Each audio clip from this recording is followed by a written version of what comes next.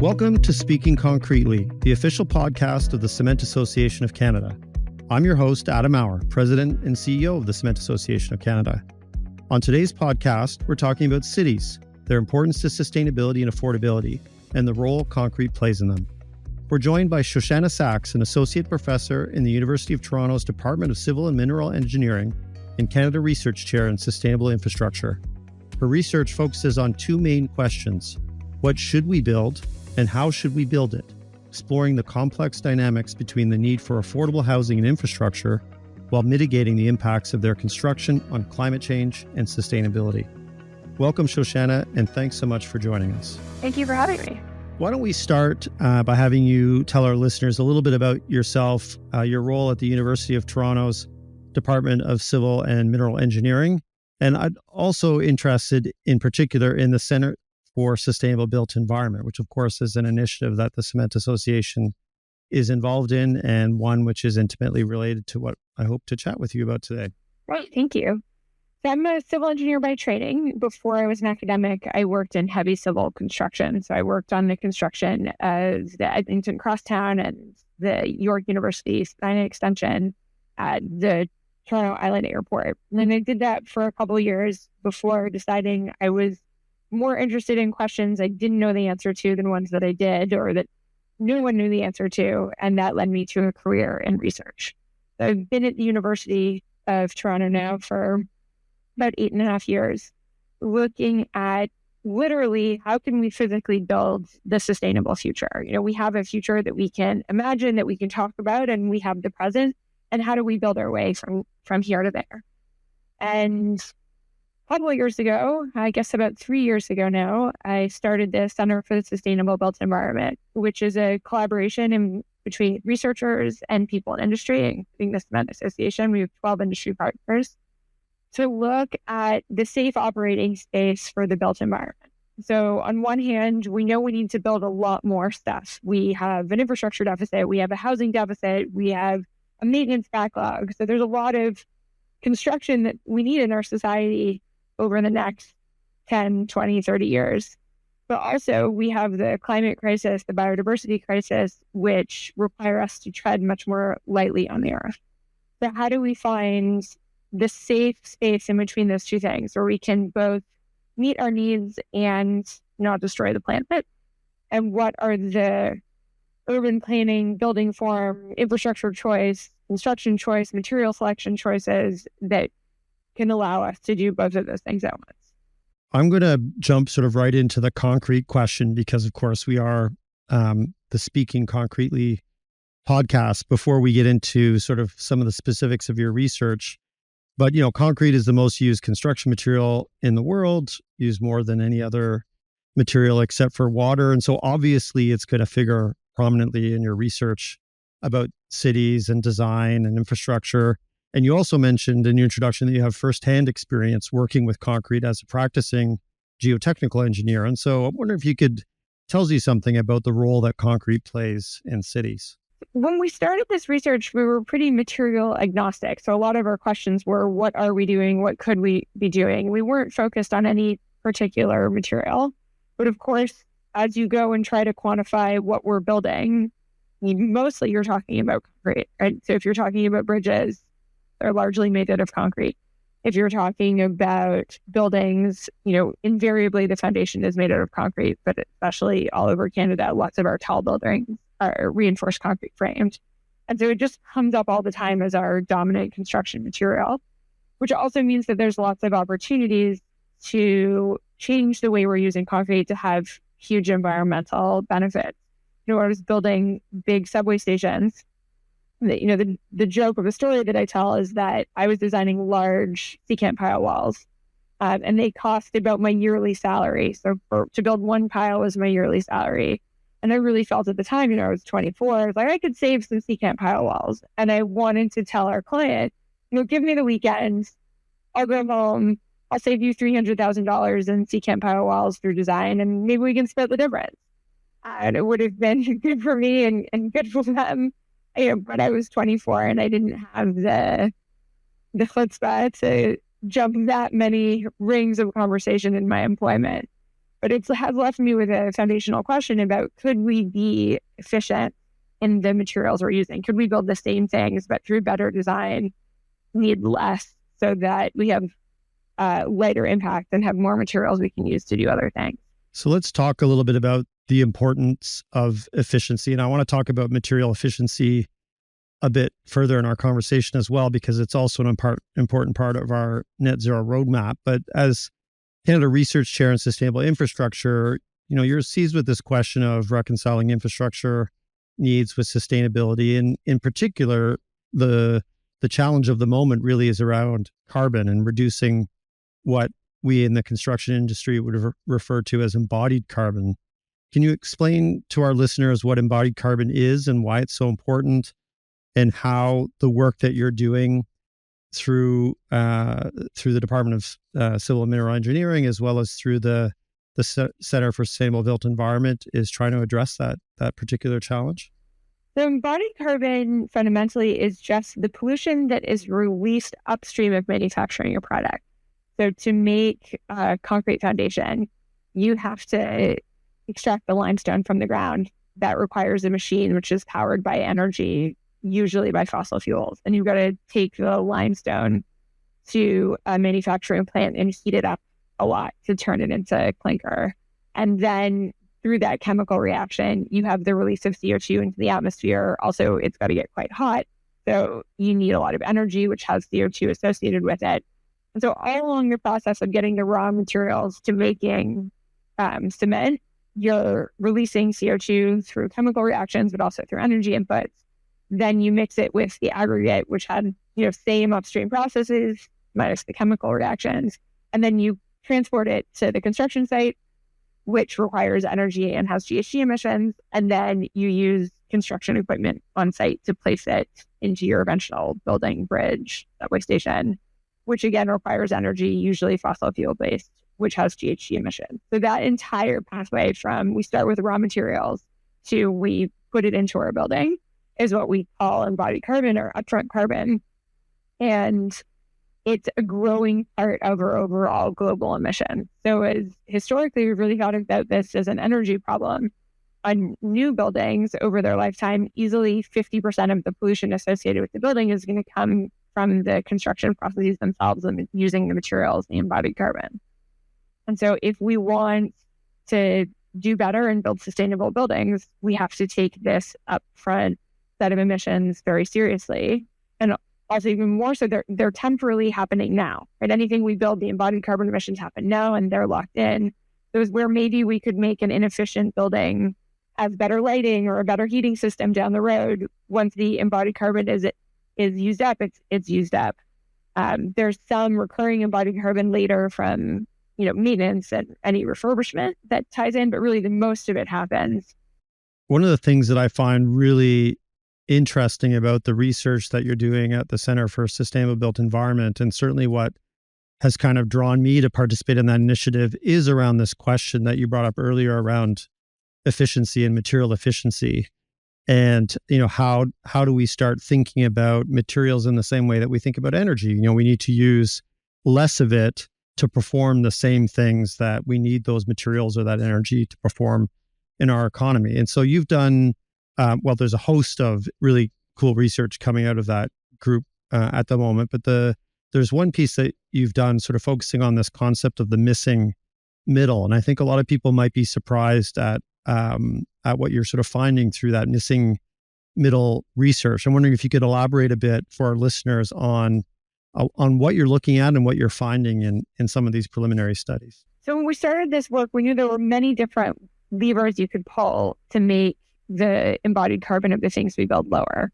So one, you could change the way you manufacture them, but also we can change how much materials we use. Because if we use fewer materials in construction, if we're more efficient, then there's less embodied emissions overall. There's also less cost overall. So which is nice because people are very motivated by the cost of construction. And so we've looked at, could we build the same buildings with less material by changing the way they're designed? Or could we build the same function? We build more housing by changing the types of homes that we build. And with the particular paper we were talking about missing middle, we were looking at trying to understand, is there a specific form of housing which is just naturally more efficient? right? We talk a lot about single family homes versus tall buildings versus smaller multi-unit buildings in between. And in North America, there's a long history of making those smaller multi-unit buildings illegal. And so there's a big push to build more of them. So we wanted to know, are they really more sustainable? And so we gathered construction drawings for dozens of different buildings and calculated all of the materials that went into them. And we found that while on average, missing middle buildings do use less materials to deliver a unit of housing, we found that the variation due to design was actually even bigger than the variation due to form. So a lot of it had to do with how people were designing their buildings. So if you're building a building with a lot of underground parking, you're using a huge amount of material that's not delivering housing, it's delivering car housing rather than human housing. And that uses a huge amount of materials. If you're building in a place that requires you to have a lot of transfer slabs because you have a lot of step backs, or just by style, you want a different floor layout on the ground floor than on the floors above it, you end up using a lot of materials just for the way in which the building is being designed. We've also found in other research that if we sharpen our pencils on design, there's an opportunity to have buildings that meet code just as well, but are way more materially efficient, use way less material. And we also found in that study that things like our insulation choice were really, really important. So we see in our buildings the two largest drivers of material use are the concrete, the quantity of the concrete, and the quantity and type of the insulation used.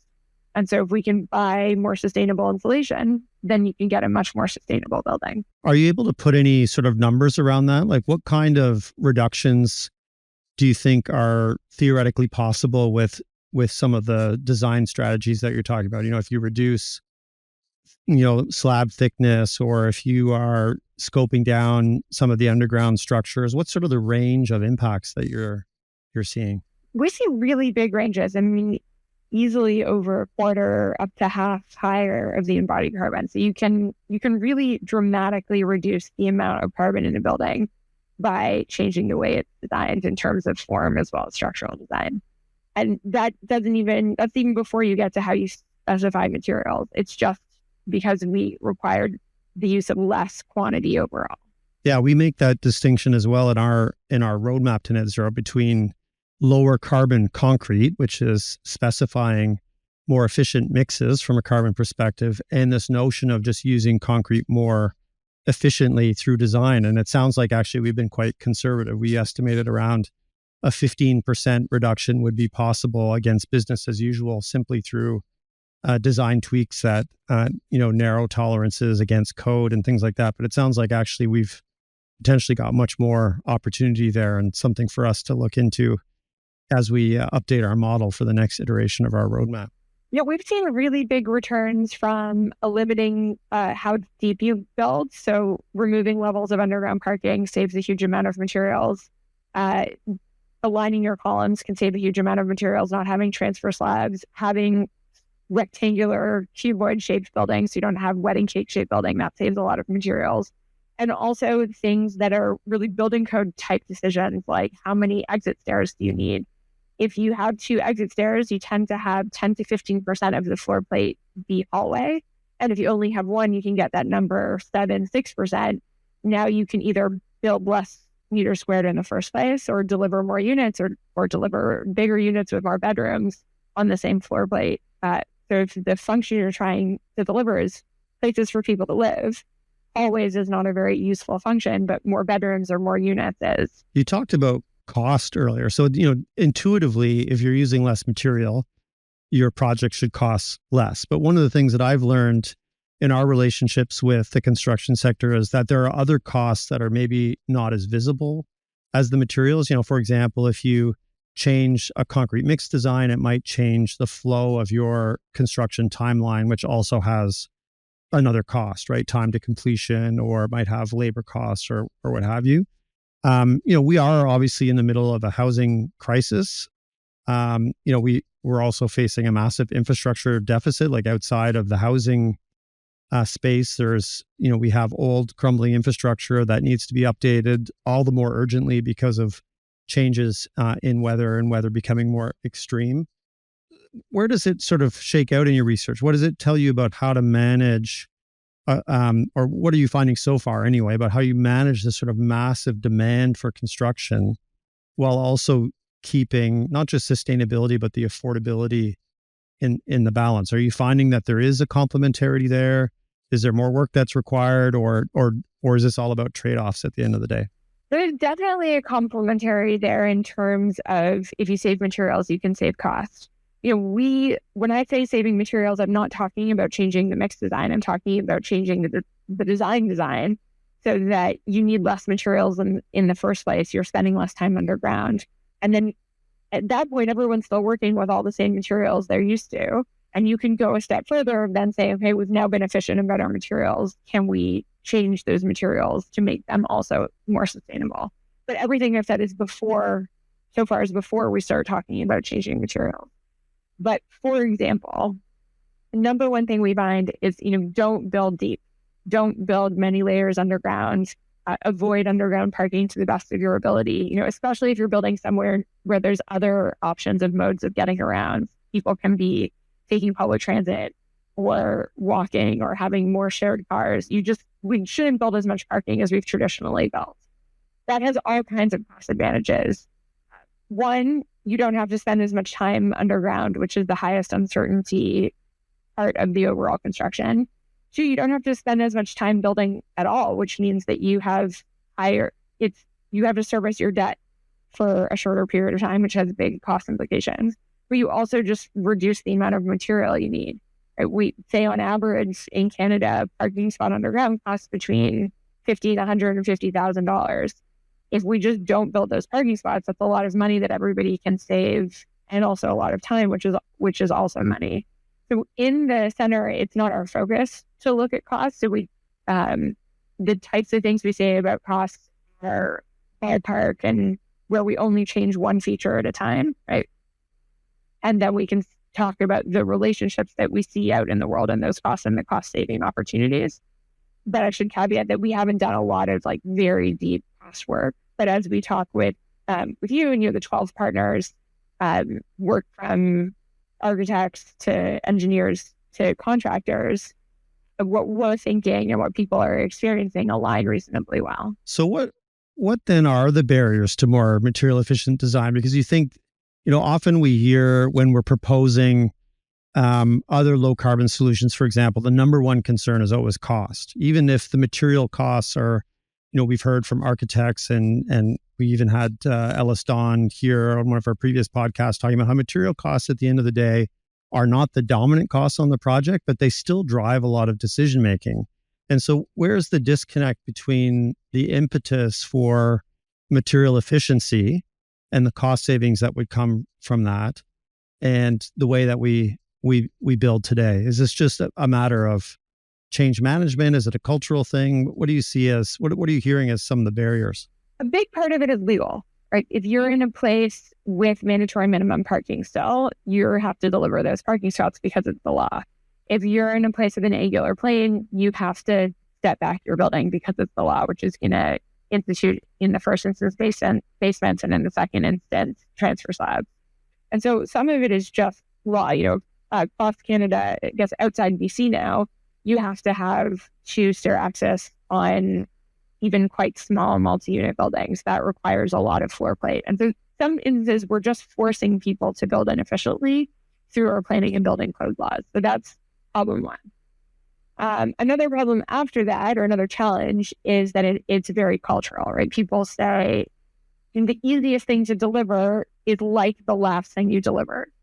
And especially when design fees are very thin, architects and engineers are incentivized to stay as much as they can to the known path. If we would pay our architects and engineers a little bit more money, they would have more time to design more efficiently, which we could then save later down the line in construction costs or unit costs.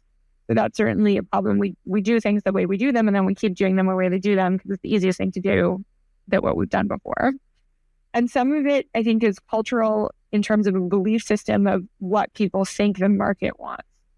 That we produce a pretty narrow suite of housing types for the market. We do a lot of single family or semi-detached suburban type developments, and we do a lot of long skinny condos. And people tend to think, well, we've sold these before, so we're confident we can sell them again. And other things, it's harder to imagine that we would sell them. It's harder to imagine the market. It's not something we know how to do as much. And people are hesitant. Construction is an inherently conservative market. We like to stick to what we know. And so it's hard to get people to break out of that. And especially so many different ways of building housing were illegal for such a long time, people don't have the experience. So it's taking time for firms to get that experience, to figure out how to make money on it.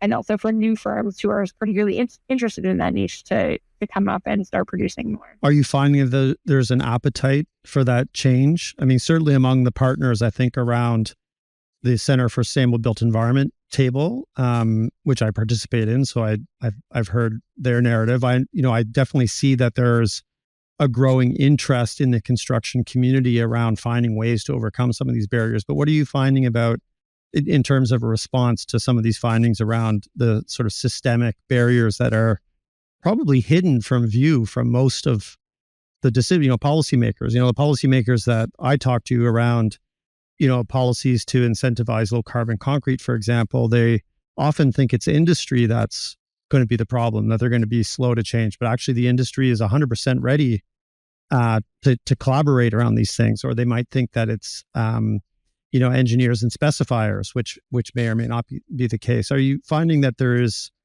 a sharper focus on where the pinch points are and a willingness to try and tackle those pinch points as part of your research? Yeah, certainly over the past decade, 15 years, a huge change. When I first came back to academia, people spoke about my research to my face like it was an academic indulgence, right? That's a nice thing to have. Good for you over in academia doing this theoretical thing that's generally useless. And certainly that's not the perception or the conversation that I hear now basically ever, right? Some developers, some engineers, some architects, or some cities are more or less interested, but I think there's a much broader acceptance that embodied carbon is important, that the amount of materials we're using is important, both environmental as well as cost, as well as time reasons. And so there's more and more interest. For the data that underlines our work, I mean, we're well over 50 partners across the country, and we have partners all over the world who have shared data with us. And so there's a growing amount of interest in this.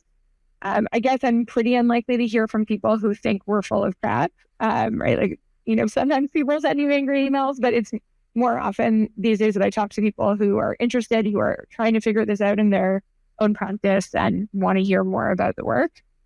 But I absolutely, the degree of change over just the last few years in the construction industry about thinking about how can we deliver more, how can we deliver differently, how can we deliver more sustainably, felt unimaginable in 2010. Well, tell me if this is an unfair question, but if, just taking it from sort of a 30,000 foot level of all of the sort of complex issues that you've raised, if you were to sort of distill things down to the single largest misconception that still exists about this transition that is starting to happen and must happen in the built environment, what would it be? That sustainable buildings will be more expensive. That's the number one misconception. And what gives you hope, or what keeps you passionate about this work in the face of I know how slow it can go. Having been plodding away at some of these issues for a number of years myself, what is it that sort of keeps you hopeful that we are moving the needle in the right direction? The community of other people keeps me hopeful. I see more and more people picking up the baton and wanting to be engaged. And really, when I started this work, people didn't take it seriously at all. And now, not quite 20 years later, I'm in a very, very different ballpark. Actually, I guess it is. Oh my God, it is 20 years later. It's 22 years later. No, wait, 12.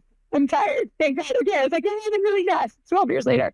So it has changed really dramatically the community of people, and also things are happening, right? The removal of mandatory minimum parking has swept across North American cities in the last 5 years. The legalization of different forms of housing has swept across North American cities in the last 5 years. We have more and more regulation around embodied carbon. We've got standards, we've got award systems. Increasingly, it feels like we're going to get this done either, no matter what, and that it's not a lonely pursuit of academics anymore. It feels like we're making the transition, and I find that really, really optimistic.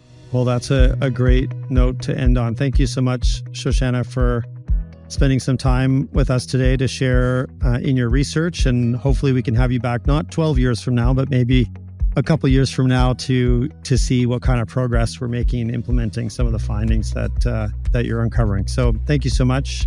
Thank you for having me. Thank you to our audience for listening. And don't forget to subscribe and follow our podcast on your favorite podcast platform. We hope to see you next time.